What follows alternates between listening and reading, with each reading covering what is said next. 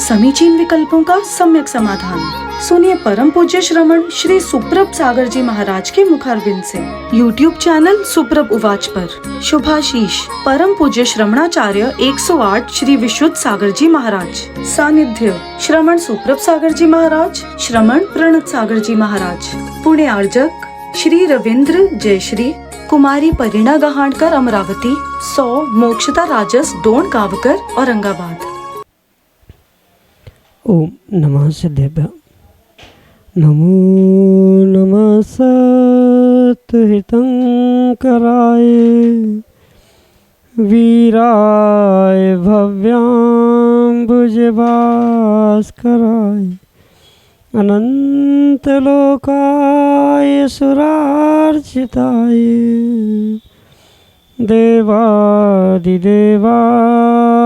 नमो जिनाय देवादिदेवाय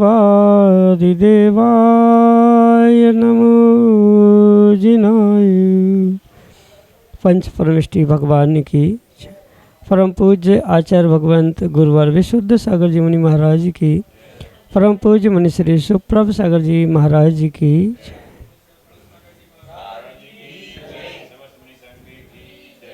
अनंत विकल्प, अनंत संसार और उस अनंत संसार में भटकते प्राणी अनंत दुखों को प्राप्त करते हैं, क्योंकि मन के उठते विकल्प को वे समीचीनता प्रदान नहीं कर पाते, और कभी समीचीनता को विकल्प प्राप्त ही होता तो उसका सम्यक रूप से समाधान उन्हें नहीं प्राप्त होता। परम पूज्य आचार्य भगवंत गुरुवर विशुद्ध सागर जी महाराज की मंगल शुभाशीष एवं उनकी महती अनुकंपा से परम पूज्य मुनि श्री सुप्रभ सागर जी महाराज ने आत्मकल्याण की वह अनूठी विधा आपको प्रदान की है, जिसके माध्यम से आप अपने मन में उठते विकल्प को समीचीनता प्रदान करते हुए उसका सम्यक रूप से समाधान परम पूज्य मुनिश्री से आगम की परिप्रेक्ष्य प्राप्त करते हैं, और वही सम्यक समाधान हमारे आत्मकल्याण का पथ प्रशस्त कराने वाला होता है। क्योंकि जहाँ विकल्प है वहाँ दुख है, और उस दुख से मुक्ति का निर्विकल्पता का एकमात्र साधन समीचीन विकल्पों का सम्यक समाधान। तो ऐसे आत्मकल्याण की अनूठी विधा से आप भी जुड़ने का प्रयास करें और अपना समीचीन विकल्प भेजते हुए परम पूज्य मुनिश्री से उसका आगम के परिप्रेक्ष्य में सम्यक समाधान प्राप्त करें। प्रारंभ करते हैं आज का सम्यक समाधान। और आज के पहले विकल्प के लिए आष्टा मध्य प्रदेश से श्रीमती चंदा जैन, डॉक्टर मगन जैन महाराज के चरणों में कोटि कोटि नमोस्तु निवेदित करते हुए अपना समीचीन प्रश्न कर रहे हैं कि महाराज से अज्ञान परिचय और प्रज्ञा परिचय का स्वरूप बताने की कृपा करें, एवं इस प्रकार के परिचय किन कारणों से किसी निर्ग्रंथ गुरु को सहन करने के लिए विवश होना पड़ता है। हमारे समीचीन विकल्प का सम्यक समाधान करने की अनुकंपा करें। नमोस्तु महाराज जी, नमोस्तु। ओम नमः सिद्धम। परम पूज्य आचार्य भगवान गुरुवर विशुद्ध सागर जी महाराज की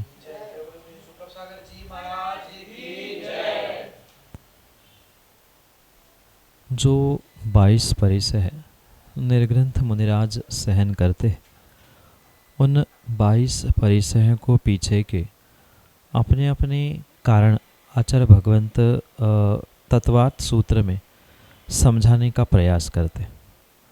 उनमें से जो प्रज्ञा परिचय और अज्ञान परिचय है, ये दोनों परिचय ज्ञानावरणी कर्म के तीव्र उदय के कारण से ही हुआ करते।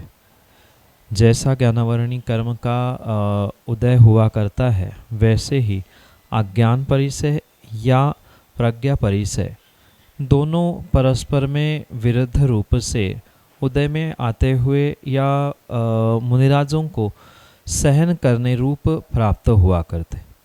और परिचय का अर्थ ही हुआ करता है जो बुद्धिपूर्वक किसी कष्ट, उपसर्ग या विपरीतता को सहजता से स्वीकार करते हुए उसको ग्रहण करना, उसको सहन करना।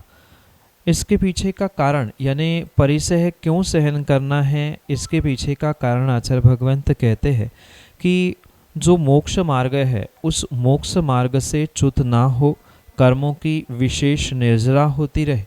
इस मुख्य उद्देश्य से ही वह निर्ग्रंथ मुनिराज इन 22 परिसयों में से कुछ परिसयों को बुद्धिपूर्वक सहन करते।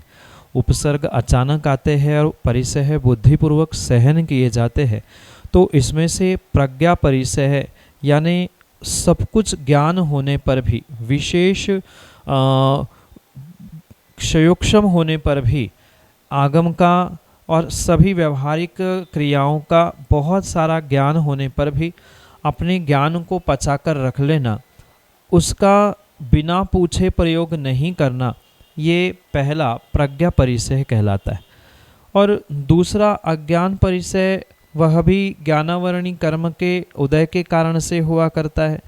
जैसे किसी विषय में पूरा संघ या बहुत सारे मुनिराज बोल रहे हैं या अपनी अपनी बात कह रहे हैं, उस विषय में अज्ञान होने पर भी खेद नहीं करना, दुख नहीं करना, उदास होकर कहीं विपरीत कार्य करने की भावना नहीं भाना, ये जो विशेष पुरुषार्थ किया जाता है सहन करने रूप, उसे अज्ञान परिसय कहा जाता है। जैसे कि मैंने कहा, ये दोनों परिसय पूर्ण रूप से ज्ञानावरणी दर्शनावरणी कर्म के उदय के कारण से ही जीव को सहन करने पड़ते हैं। विशेषता ये निर्ग्रंथ मुनिराज बुद्धिपूर्वक उसे सहन करते हुए अपने कर्मों के निर्जरा और मोक्ष मार्ग में दृढ़ होने का प्रयास इस परिसय सहन करने के माध्यम से करते हैं। यही आपके लिए सम्यक समाधान।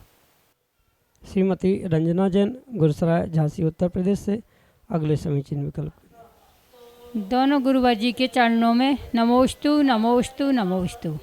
गुरसराय जैन समाज की ओर से नमोस्तु नमोस्तु नमोस्तु। हे गुरुवर, मेरा प्रश्न है कि हम लोग दूसरों के प्रपंचों में फंसे रहते हैं और दूसरों की बुराइयों को देखते हैं, अपनी ओर तो कुछ भी नहीं देखते, और फिर अपनी आत्मा का कल्याण कैसे करें गुरुवर, मुझे बताएं, मैं उस मार्ग पर फिर चलूं। नमोस्तु महाराज जी, नमोस्तु नमोस्तु। माँ, ये सत्य है कि जब तक व्यक्ति दूसरों के प्रपंचों में उलझा रहेगा, दूसरों की अच्छाई बुराइयों को खोजता रहेगा, तब तक उसे स्वयं की अच्छाई बुराई कभी भी नज़र आ नहीं सकती। और जब तक किसी भी अच्छाई बुराई के या अन्य व्यक्ति के, समाजजनों के, घर परिवारों के प्रपंचों में भी उलझे रहेंगे, तब तक हम प्रपंच रहित हो ही नहीं सकते।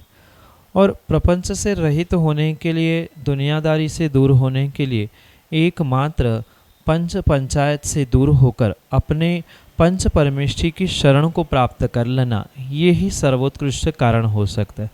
क्योंकि समाज की कितनी भी बड़ी पंचायत, पंच समय पर काम में आने वाले नहीं है। अगर कर्म निर्जरा के लिए भी कह दे या वर्तमान में भी गृहस्थी में भी कुछ अंशों में सुख शांति देने के लिए अगर कोई निमित्त बनेंगे, तो वे मात्र पंच परमेष्ठी है, इसके अलावा कोई है ही नहीं है। क्योंकि निर्ग्रंथ गुरु हमेशा नगर में नहीं रह सकते, पर जो अरिहंत सिद्ध है, मंदिर आयतन आदि है, उनके निमित्त से हम प्रतिदिन अगर हमारे समय को अपने दुनियादारी से हटते हुए, बाहर की प्रपंचों से दूर होते हुए, उसमें अगर हम इन्वॉल्व हो जाए, मतलब अपने आत्मा के कल्याण के दृष्टि से पंच परमेष्ठी की आराधना करना सीख ले, चाहे प्रत्यक्ष हो चाहे परोक्ष हो। 24 घंटे मंदिर में भी बैठना संभव नहीं हो सकता, तो पंच परमेष्ठी की शरण कैसी प्राप्त की जाए, इसके पीछे भी ये समझना होगा कि प्रत्यक्ष रूप से तो प्रतिदिन मंदिर में जाकर सुबह शाम पूजा पाठ स्वाध्याय आदि तो होगा ही होगा। इसके अलावा जो घर में भी हमें समय मिलता है, तो उस घर के समय में भी जाप करना, पाठ करना, स्वाध्याय करना, ये कार्य किया जा सकता है। माना कि ये कहने में आता है कि घर संभालना है, परिवार है, गृहस्थी है, तो गृहस्थी चलाते चलाते, घर के कार्य करते हुए भी बहुत सारा पुरुषार्थ धर्म मार्ग पर चलने का किया जा सकता है। मन में भक्तामर का पाठ किया जा सकता है, जो हमें मंत्र याद है उन मंत्रों को दोहराया जा सकता है। आवश्यकता नहीं है कि माला लेकर बैठने से ही जाप होते हैं। जैसे जैसे समय मिलता है वैसा समय का पूर्ण रूप से उपयोग करते हुए चाहे मंत्रों का उच्चारण हो, आवश्यकता नहीं पूरी माला हो जाए, 4 बार 6 बार 10 बार, या मन में अपने आप में एक धुन जैसी चलती है, ऐसे ही जो छोटे मंत्र है उनकी, गुरु मंत्र की या नमोकार मंत्र के एक पद की, ये कहीं ना कहीं चिंतन करते रहना। जो घर गृहस्थी के कार्य किए जा रहे हैं, दिन भर में उतार चढ़ाव आते हैं, सुख दुख के दिन भी आते, उन सभी में यही चिंतन करना कि ये कर्म के निमित्त से प्राप्त हो रहा है, ये संयोग वियोग आदि चिंतन करने से भी बहुत सारा धर्म ध्यान हो सकता है। और जहाँ धर्म ध्यान है, स्वाभाविक रूप से वहाँ कर्मों की निर्जरा है, और कर्मों की निर्जरा ही आत्म कल्याण के लिए सर्वश्रेष्ठ साधन हो सकती है। इसी प्रकार से जब जहाँ जितना अधिक से अधिक समय पंच परमेष्ठी की शरण प्राप्त करने के लिए आप पुरुषार्थ करेंगे, उतना ही विशेषता से आपको वहाँ पर आत्म कल्याण रूपी फल कर्म निर्जरा के माध्यम से मिल सकता है। पर ये पक्का है कि दूसरों के प्रपंचों में जितना उलझेंगे उतना राग द्वेष बढ़ेगा, कर्मों का आश्रय बंद होगा। दुनिया आप अच्छा करोगे सो बजाएंगे और बुरा करेंगे सो बजाएंगे। दुनिया का और समाज का काम यही होता है, हमें अपने आप से निर्णय करते हुए क्या अच्छा और अपने लिए क्या बुरा है ये सोचकर अपनी बुराई को हटाते हुए अच्छाइयों को बढ़ाने का प्रयास करना होगा। यही आपके लिए सम्यक समाधान। सिंगई सुनील जैन, गुरसराय झांसी उत्तर प्रदेश से अगले समीचीन विकल्प करें। गुरुवर के चरणों में त्रिवार नमोस्तु नमोस्तु नमोस्तु। हे गुरुवर, कुछ लोगों का कहना है कि दीप और धूप जलाने से जीवों की हिंसा होती है और स्वयं वो ऐसी में बैठकर स्वाध्याय करते हैं, पूजन करते हैं, उसमें क्या है? हमें हमारी जिज्ञासा का समाधान करें। नमोस्तु भगवान नमोस्तु भगवान। क्या उसमें हिंसा नहीं होती है क्या? वर्तमान में जो आधे अधूरे ज्ञान में अपने आप को बहुत ज्ञानी समझदार मानने वाले जो तथाकथित स्वाध्यायी विद्वान जीव है, ये कहीं न कहीं एकांतिक बात को पकड़ते हुए अपने जैन धर्म के जिन शासन के अनेकांत को भुलाने का ही प्रयास कर। अगर आगम के परिप्रेक्ष्य में हिंसा की बात हम समझे तो आचार्य भगवंतों ने स्पष्ट कहा है कि प्रमत्त योगात प्राण व्यप्रोपणम हिंसा, यानी प्रमाद के योग से जीव का मरण हो अथवा ना हो वहाँ पर अवश्य ही हिंसा है। पर ये बात भूलकर मात्र एकांतिक रूप से मंदिर में दीप नहीं प्रज्वलित करना, धूप नहीं खेना, द्रव्य प्राशुक नहीं करना, पानी गर्म करने में हिंसा है, तो ये एकांतिक जो उनकी दृष्टि है ये पक्का है कि वो सत्य को समझने का प्रयास ही नहीं करना चाहते, या समझ में आ भी रहा है तो भी अपनी अहम की भूमिका वहाँ विसर्जित ना करने के कारण से ही ये समाज में आज विडंबना देखने के लिए आ रही है। ये पक्का मानना कि कहीं न कहीं जो ज्ञान प्राप्त करने का उनका तरीका है या जो उनके पास है उस ज्ञान का अपच ही ये हो रहा है कि यहाँ तो जो प्राचीन क्रियाएं हमारे आचार्यों ने विधिवत लिखी है, समझाई है, वो तो छोड़ते हुए कुछ नए तरीके से करने का हम कुछ हटके हैं, हम बहुत स्वाध्यायी है, हमारे पास ही ज्ञान है, निर्णय है आदि कहना ये मूर्खता से कम हो ही नहीं सकता। जब एक छोटा सा दीपक प्रज्वलित करने में भगवान के सामने हिंसा मानी जा सकती है तो फिर मंदिरों में 10-10, 15-15 एसी लगाकर बैठ लेना, पंखे कूलर के नीचे बैठ जाना, इतने बड़े बड़े भगवान प्रतिमा वेदी आदि पर लाइट फोकस जला लेना, ये कहाँ तक अहिंसा है? ये प्रश्न उन्हीं जीवों से समझने की आवश्यकता है। ये पुनः ध्यान रखें, आगम के परिप्रेक्ष्य में जहाँ प्रमाद है वहाँ नियम से हिंसा है। वह एसी, पंखा, कूलर या भौतिक साधनों में बैठकर अगर कोई पूजन पाठ, स्वाध्याय या कर्म निर्जरा के कार्य करने का प्रयास कितना भी क्यों ना करे, पर वहाँ कर्म निर्जरा नहीं अपितु कर्म बंध ही हो रहा है। वह घंटों घंटों स्वाध्याय करे पर अभी उनके पास तत्वों का निर्णय नहीं है। यहाँ तो वे बड़ी तत्वों की बातें करते हुए समझाते हैं कि इंद्रियों के भोग पाप के कारण है और भोगों से किंचित भी हटने का पुरुषार्थ नहीं है, तो स्वाध्याय का और पूजा का फल कब, कहाँ, कैसे और किसे प्राप्त होगा, ये उनसे ही पूछकर उनके ही अतकुचरे ज्ञान से समझने की आवश्यकता है।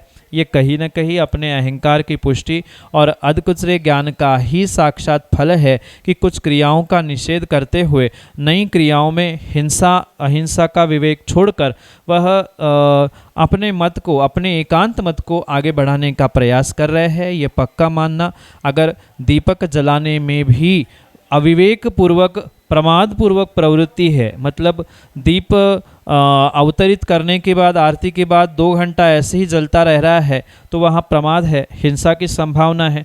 आचार्यों ने यही विवेक सिखाया है कि उतना ही द्रव्य का प्रयोग किया जाए जितने से हमारा प्रयोजन दीप धूप आदि का सिद्ध होता है।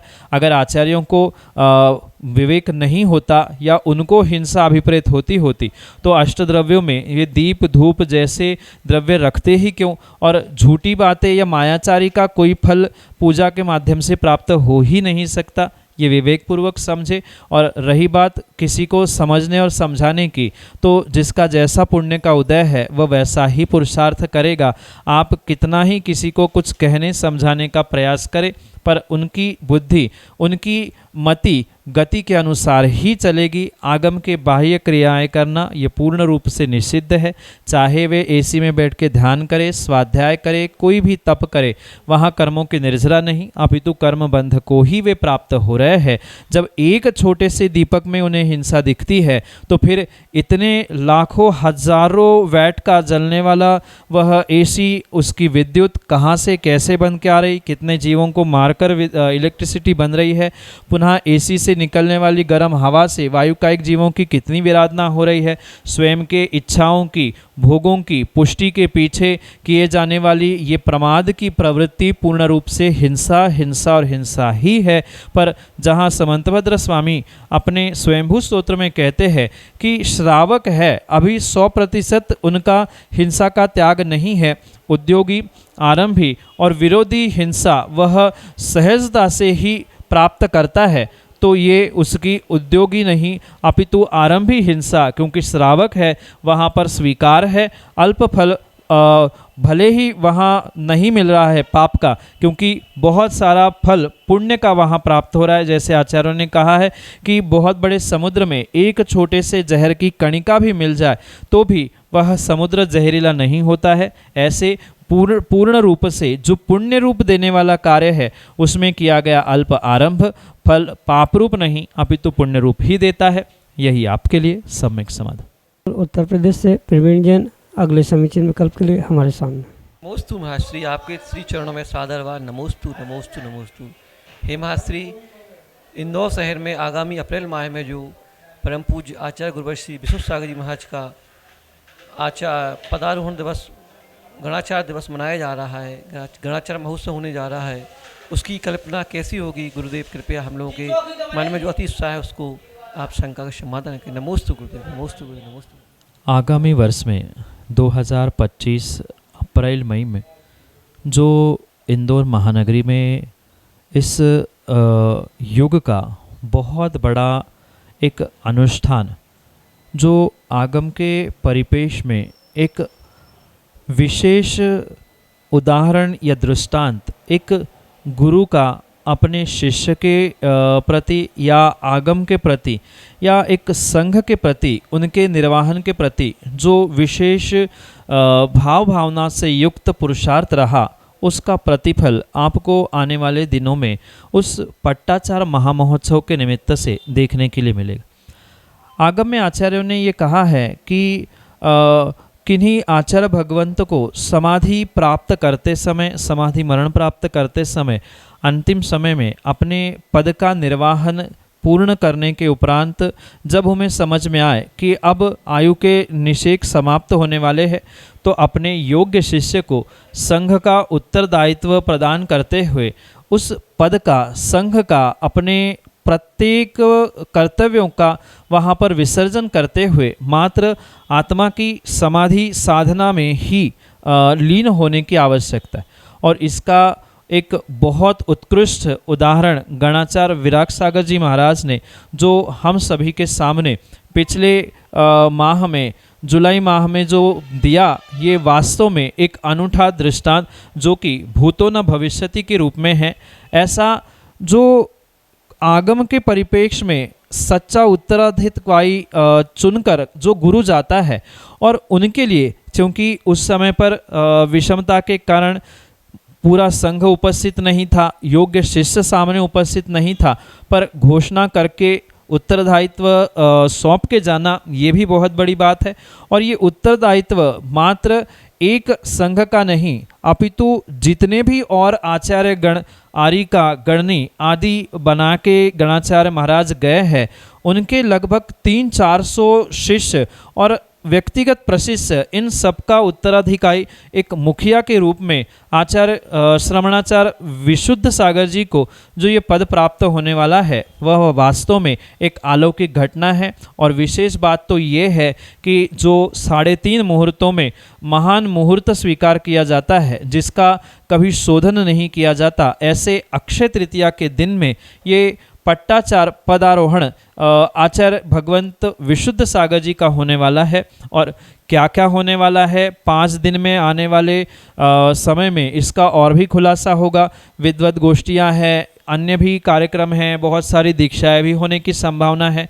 तो जो साक्षात वहाँ पर उपस्थित होगा, शायद वो ही उस एक एक मिनट की अनुभूति को समझ सकता है। और विशेष करके इंदौर के जो गोधा स्टेट में सुमति धाम में होने वाला जो ये कार्यक्रम है, अनुष्ठान है, वो इसलिए विशेषता को प्राप्त होने वाला है कि जो पिछले दिनों में, पिछले वर्षों में जो उस सुमति धाम का पंचकलाणक हुआ था, वह शायद भारत ही नहीं पूरे विश्व के पटल पर अनूठा दृष्टांत देने वाला था। और ऐसे खुश करने वाला सामान्य जनों को और सभी जनों को जो ये अनुष्ठान हुआ था, उससे भी कई अधिक गुना बढ़कर ये विशेष अनुष्ठान आने वाले दिनों में होने वाला है। और सबसे श्रेष्ठ बात तो, हमारे गुरु को अगर कोई श्रेष्ठ पद मिल रहा है तो इससे बड़ी बात क्या हो सकती है। वह गुरु का जो विशेष पद गुरु को प्राप्त हो रहा है, इससे इस जगत में सबसे बड़ी बात कोई और हो ही नहीं सकती। यही आपके लिए सम्यक समाधान। समीचीन विकल्पों का सम्यक समाधान सुनिए परम पूज्य श्रमण श्री सुप्रभ सागर जी महाराज के मुखारविंद से। YouTube चैनल सुप्रभ उवाच पर शुभाशीष परम पूज्य श्रमणाचार्य 108 श्री विशुद्ध सागर जी महाराज। सानिध्य श्रमण सुप्रभ सागर जी महाराज, श्रमण प्रणत सागर जी महाराज। पुणे आर्जक श्री रविंद्र जयश्री, कुमारी परिणा गहाणकर अमरावती, 100 मोक्षता राजस डोन गावकर औरंगाबाद।